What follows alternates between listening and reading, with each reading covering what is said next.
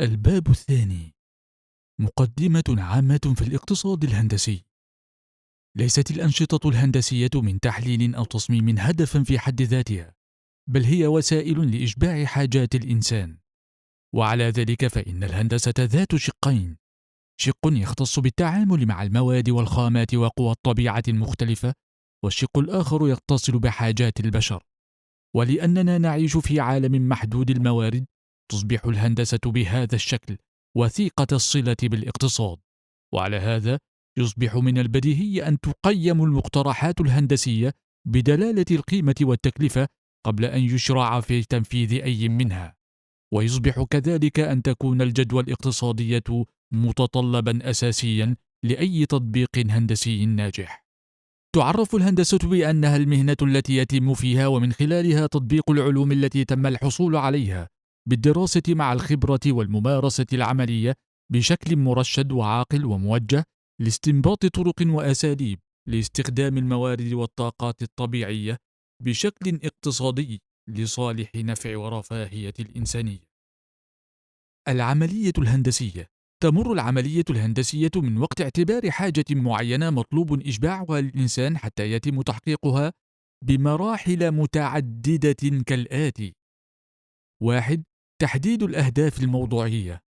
جانب مهم للعملية الهندسية هو البحث عن أهداف وأشياء جديدة للتطبيق الهندسي، للتعرف على الحاجات البشرية التي يمكن أن تحققها الهندسة كمهنة.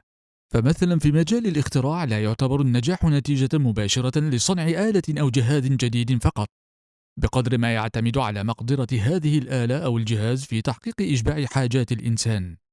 وعلى ذلك فإن دراسة السوق تهدف إلى معرفة رغبات الناس، وعلى سبيل المثال فإن منتجي السيارات يقومون بمسح إحصائي لمعرفة رغبات الناس في الملامح الميكانيكية ومواصفات الراحة والشكل والمظهر للسيارة المستخدمة.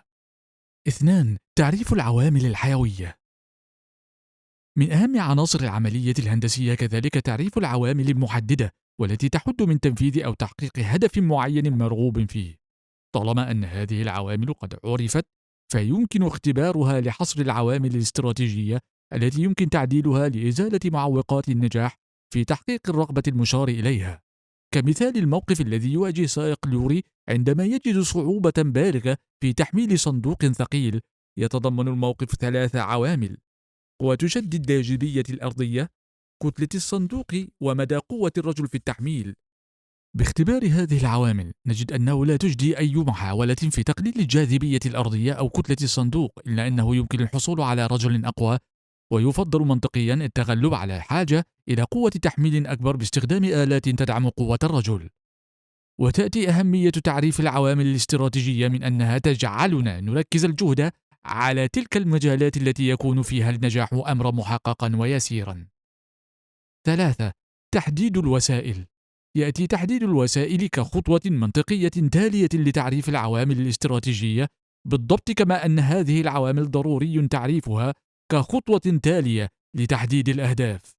إن العوامل الاستراتيجية يمكن تغييرها وتبديلها بطرق مختلفة عديدة ولكن ممكنة، وعند هذا المستوى يجب تقييم طريقة أو إمكانية لتحديد أيها أكثر نجاحا من الزاوية الاقتصادية الإجمالية.